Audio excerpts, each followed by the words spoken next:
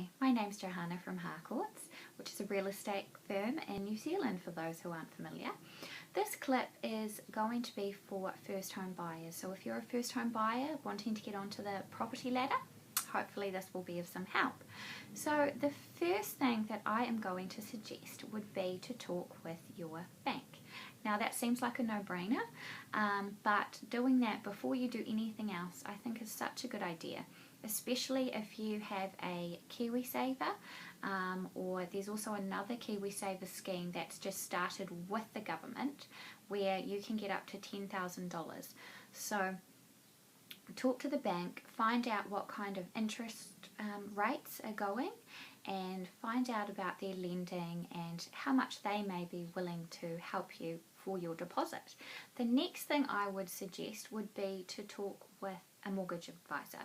These guys are so helpful. They have a wealth of knowledge. It's a free service, and they basically, you can say to them, look, we're hoping to buy this property, we have this much money, this is our budget, can you go and try and find a bank that will help us? And that's their job. So they do all the legwork for you, and they will work out how much a bank is willing to pay, and kind of just be the in-between guys, which can be so helpful during this stressful period. The next thing that I would suggest would be doing a really comprehensive budget. So I'm not just talking the petrol, your kind of current rent or how much you think you might pay if you had a mortgage, but I mean adding things on that you're not having to pay at the moment. So house and contents might be a thing, insurance, rates. Obviously rates vary depending on where you live, but looking at in your area what the general rates are, and adding those. If you're not paying water, add water costs. Again, just kind of doing a general idea of how much you think, because you'll probably be surprised at all these little added costs that occur when you actually own your own home. The next thing I would suggest would be putting together a wish list. Now this is the really fun part. I love doing this, and you can be as optimistic, I guess, as you want.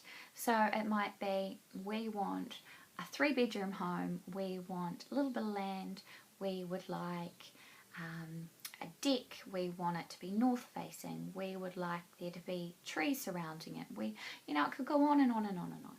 And then what you need to do is go, okay, with this list we need to work out what are our number 1, number 2, number 3 things. What are some things that we are not going to negotiate on? We must have these things. So obviously it's your first home, so you're not going to have everything on your list. I think even when it's your 4th and 5th home, you don't have everything on your list. But you're wanting to have, some of those key things and number them. So number 1 might be, we must have 3 bedrooms. Number 2 might be, it must be in this area. Number 3 might be, I need a little bit of grass, And so then you've got this comprehensive list that you can go, well actually, I thought that, that garage was really important, but these are more important, So then you kind of really get an idea when you're looking at properties, what properties you can kind of cross off your list and what properties you can go, hey, that has everything that we need. So I'd highly recommend that. The next thing I would suggest is calling your local real estate firms. So there'll be, numerous in your area. If you are local and live in Auckland, call Harcourts. But agents are a wealth of knowledge as well, and they're willing to help. A lot of people don't realise that when you ring a local real estate office, they have people that will be more than happy to work with you and will take you around properties and get an idea of what your budget is and give you advice. Like I said, they're a wealth of knowledge, and so why not use them? So call them. That's the next thing I'd suggest. The other thing which is really helpful, and I found this really helpful when we were looking, was obviously you have your local websites that you go onto. In New Zealand we have the trademerealestate.co and different real estate company websites, and I found it got quite tedious, every week going through and scrolling through.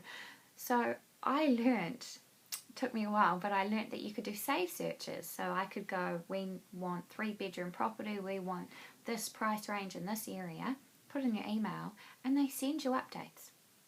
So much easier, rather than going through and scrolling through all the time. The last thing I'm going to suggest, and not suggest but hope, is just enjoy this period. It's so exciting. I understand that it can be disheartening at times, especially if you fall in love with a property and you miss out on it, but there will be another one. And so just keep looking, perseverance, and I wish you all the best. Take care.